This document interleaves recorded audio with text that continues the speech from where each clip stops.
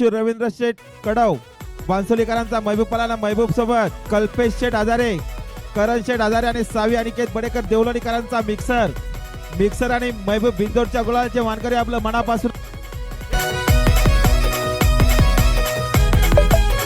हे तुम्हाला चांगलंच माहित हाय, आमचा नाद नाही करत कुणी. अरे तुम्हाला चांगलंच माहित आहे, आमचा नाद नाही करत कुणी. आमच्या वाघापाशी नाही चुकाया लावलं तर नाव टाकू बदलू.